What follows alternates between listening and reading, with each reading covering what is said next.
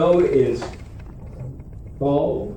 Yes. Sun falling on us. And it's great.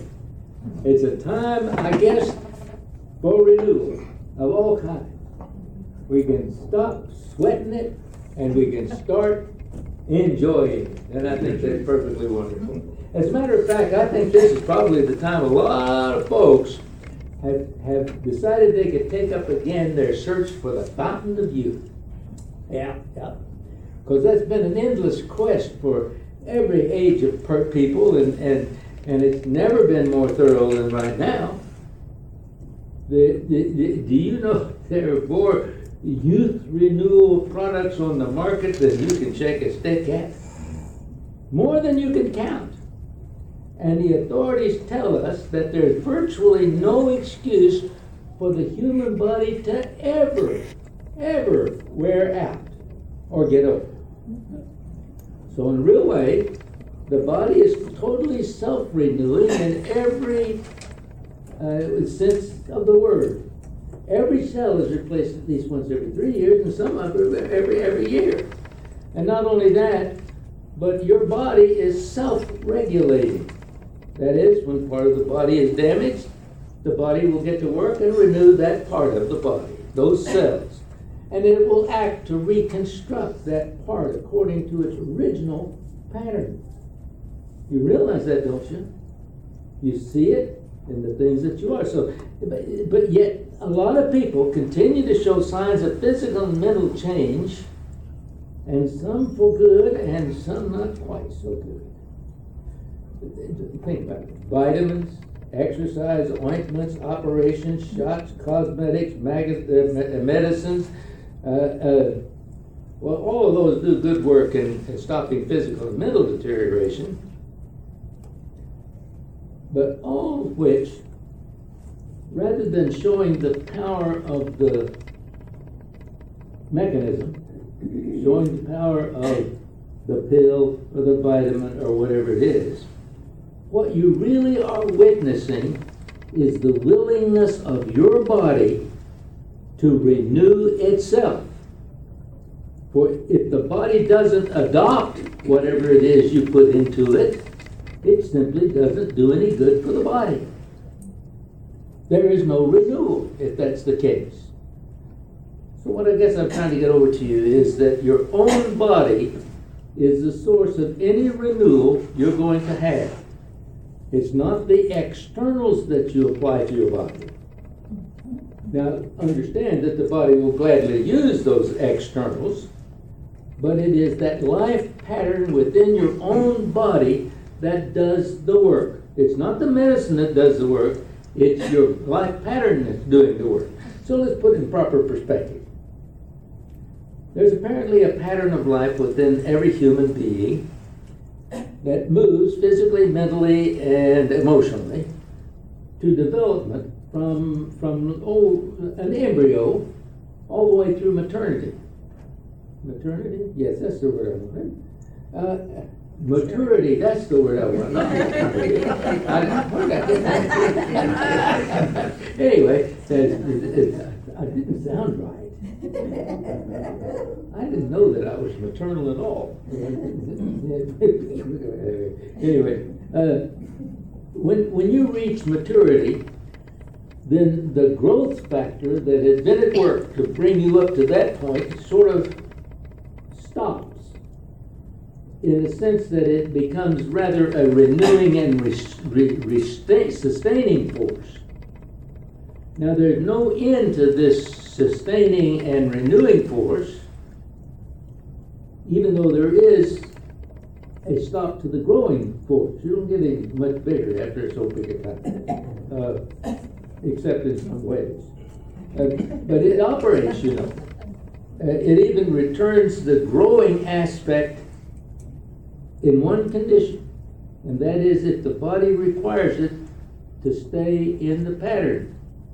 And that's why they are now learning that they can grow organs in a pedo bowl and stick it in somebody, and the body will say, oh, that's good, I needed that, and adopt it. Or in some cases reject it. Well, The gerontologists tell us that there's no reason to age. There's absolutely no reason for you to die. And from a laboratory standpoint at least, constant renewal is the pattern or the norm rather than the exception in your life. So naturally we're going to ask ourselves the question, well, why is it that it seems that my body is violating this law? I don't like that at all.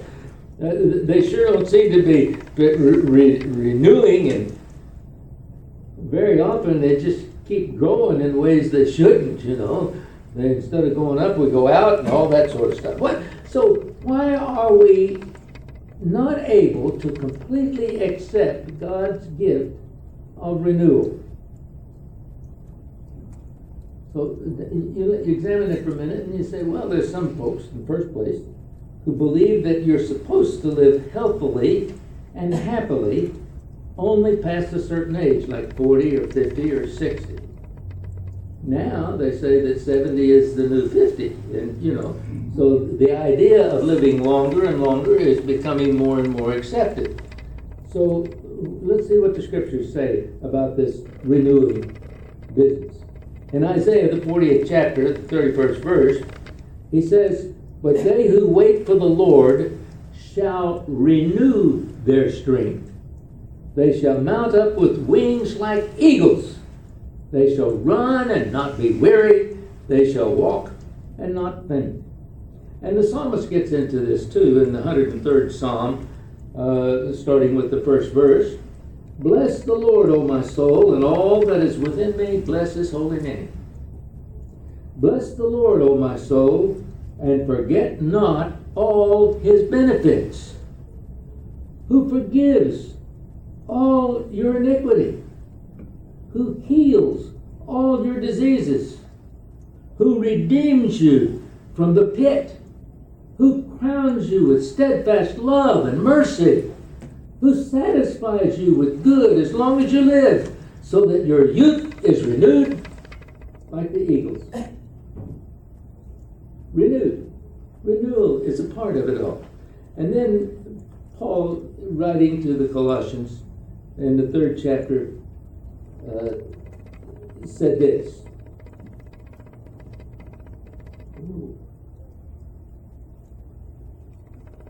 Yes. "But now put them all away: anger, wrath, malice, slander, and foul talk from your mouth. Do not lie to one another, seeing that you have put off the old nature with its practices, and have put on a new nature, and which is being renewed in knowledge after the image of its Creator." Here there cannot be Greek and Jew, circumcised and uncircumcised, barbarian, Scythian, slave, free man, but Christ is all, and in all. He told the Ephesians, "Put off your old nature, which belongs to your former manner of life, and is corrupt through deceitful lusts, and be renewed in the spirit of your minds, and put on the new nature, created after the likeness of God, in true righteousness and holiness." The theme is renewal, isn't it? And it just depends upon one thing, doesn't it? Your belief, your acceptance of the idea of getting out of the way, pushing aside all of the crud that comes into your life, or what you call that, and to accept the gift of renewal. And there are many other scriptures that speak to this concept of being renewed. In every case, it is clear that it is God's desire that we be constantly, daily renewed in strength of body, in youth, in our emotional nature, in our minds, in fact, in every part of us. That's God's will for you. So, lack of renewal is not lack of a gift from God. a gift of renewal, the lack of renewal can only be traced to one thing, and that's our own refusal to accept the renewal. In other words, by our attitudes and by our subsequent actions, we inhibit the renewal process. We stand in the way of our good health in that sense. So I think you could accept this following axiom as the truth for you. The less we inhibit, the more quality and quantity of life in the body we enjoy.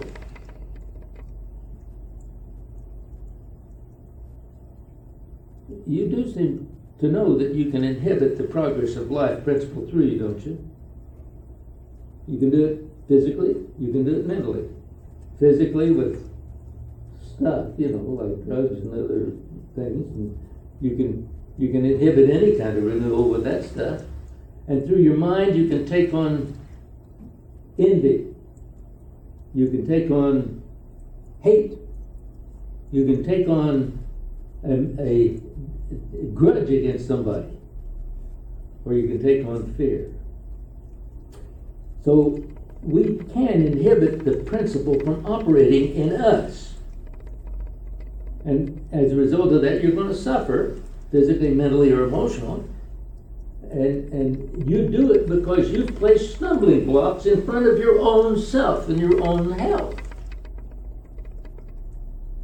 The scriptures and our own good sense would indicate in any of these stumbling blocks, none is from an outside agency that can force you to have those stumbling blocks. It's your own ignorance.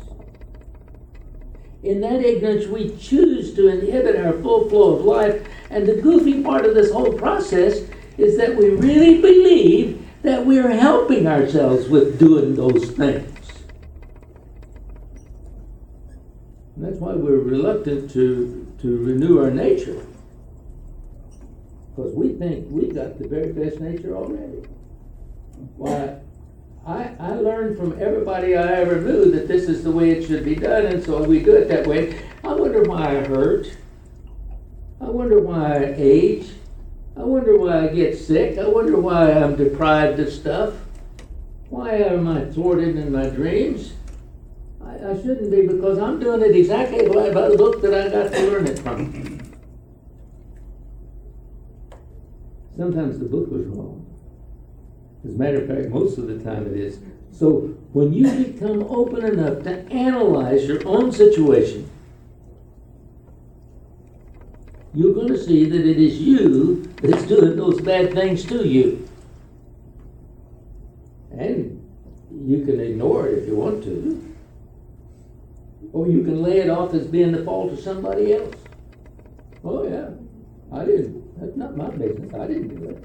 Yeah, it's kind of like refusing to get your car fixed because the trouble is not your fault. I didn't cause that rattle. I didn't get my tire to go down like that. I didn't do that. And so you think it's not your fault, and therefore you could ignore it. Margaret and I had a car once, some time ago, and the light check engine came on the dash, and I thought, well, the car seems to be running all right, and I didn't do anything to it, so gee, I guess I could let it go. But then I started thinking about it. Well, I probably shouldn't ignore that, so I took it to a transmission shop to see about that. Found out that the transmission was on the verge of collapse. And of course, it was out of warranty, so I had to pay for the whole thing. Anyway, as I was driving home from the transmission shop, there was what sounded like a cannon shot under the car. Well, I pulled over and I had a look. Transmission was okay. The check engine light was out. Everything looked, one of the tires had blown. So I took it in, and to my surprise, all of the tread was gone off that tire. I'd been warned before, but I'd ignored it. But it certainly wasn't my fault that all that tread was gone. Gee whiz. The steel belts were showing. And that certainly wasn't my fault either. So I could have ignored that even and gotten a used tire and stuff on there, but instead I got 2 new tires. And they lasted for the rest of the car, and that engine light never came back on again, thank you. Well, oh yes it did too, come to think of it. It was a couple of days later that it came on, and I thought, oh my goodness, I'm not going to do this again. So I put that car in the garage, and I'm just going to leave it sit there. I just thought, my son-in-law said, oh, wait a minute, you can't just do that. Take it to my garage and see what they say about it. So I said, okay, I'll do that. So I drove it down to his garage, and the guy said, yeah, that's a fuse. He fixed it 15 minutes, $10, it was all done. Well, it was a brilliant suggestion, and I was surprised enough to know that I took the suggestion. Do you take the suggestion when somebody tells you stuff to do, or do you get? Oh, by the way, when I took it to the transmission to the shop to get it fixed, and I got there, I told that garage manager to go easy on the cost since I'm just a poor preacher. And he said, you know, that's just what your son-in-law said about you too.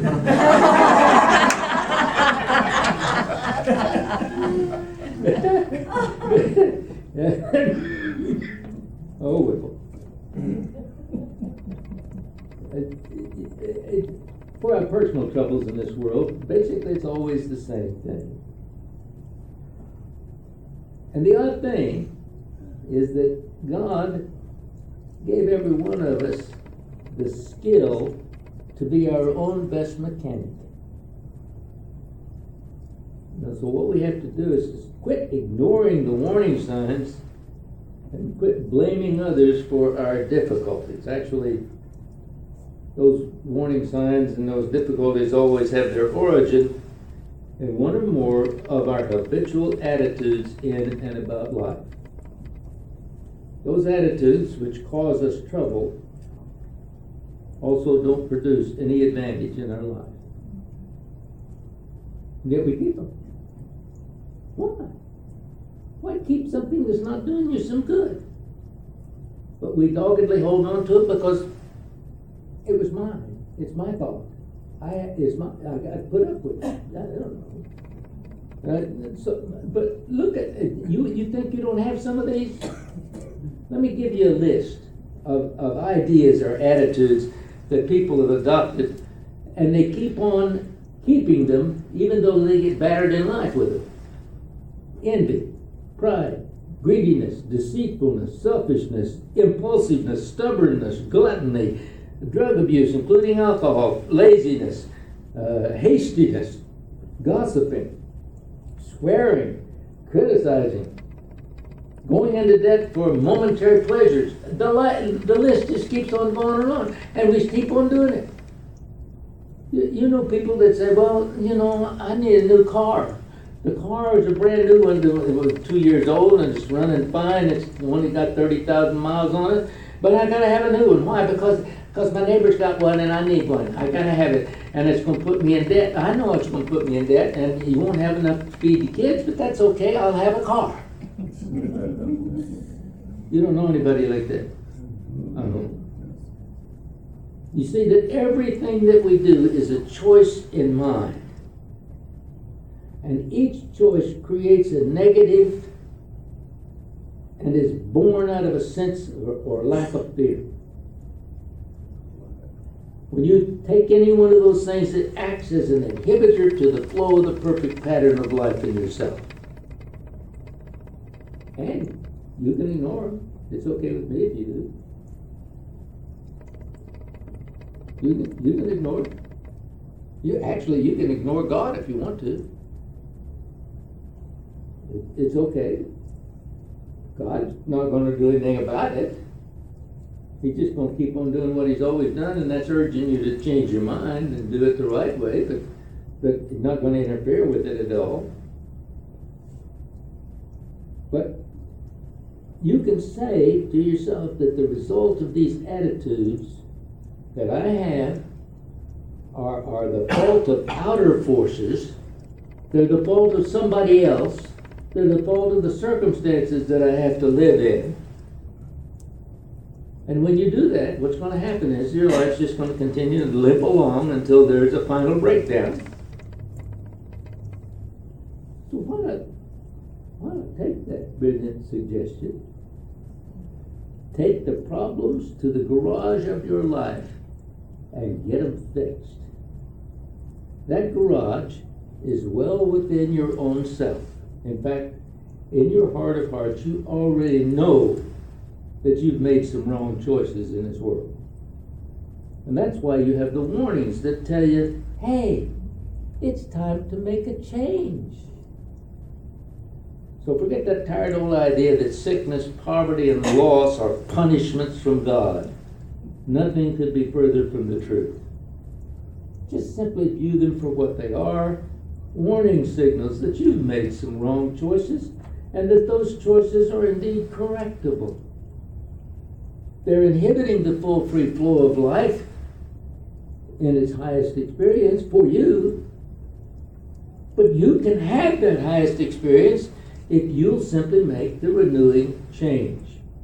Paul put it this way to the Romans: I appeal to you, therefore, brethren, by the mercies of God, to present your bodies as a living sacrifice, holy and acceptable to God, which is your spiritual worship.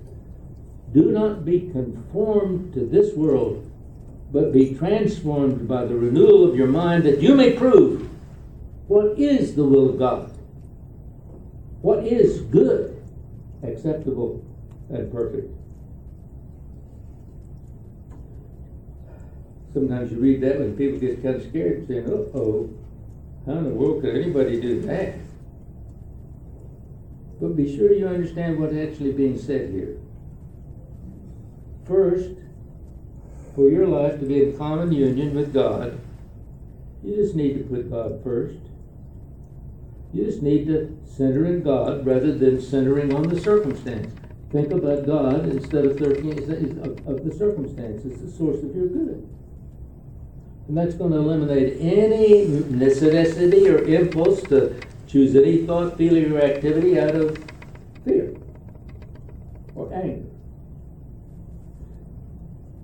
Only that which is seen and experienced as good is holy and acceptable to God. Seen as. You see it. It's not what it is out there, because it can be any kind of circumstance under the sun called by anything that anybody wants to call it. But for you, if it's going to be holy and acceptable to God, you're going to find it is good for you as a means by which you can be of greater service in this world. So to quit being conformed to the world or centered in circumstance, be transformed to center in God by all of your mind processes. And then you'll know that you're doing this as your life experience becomes better, more acceptable, more perfect. So go to God. How do you go to God?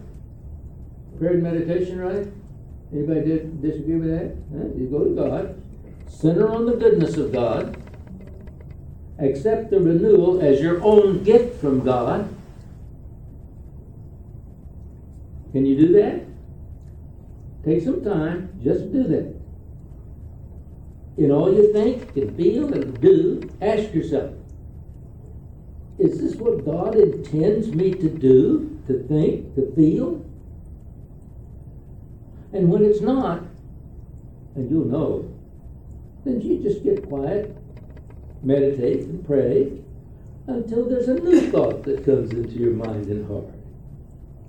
A thought that will answer the question positively for you. And I gotta tell you, from my own point of view and from Margaret's, this is a totally exciting quest. And you can get much reinforcement and support from your friends in this church, from this ministry. You realize that help is here all of the time. So why not begin to really put strength in your renewal? Then you'll be young always. Regardless of how many years you've been here, you'll always be young.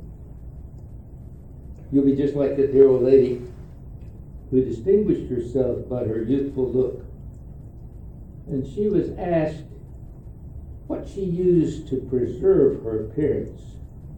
What was the fountain of youth for her? And this, my friends, was her answer. I use for my lips truth, for my voice prayer, for my eyes concern, for my hand charity, for my figure uprightness, and for my heart love. And so it may it be for each and every one of you. Start your renewal right now. Bless you.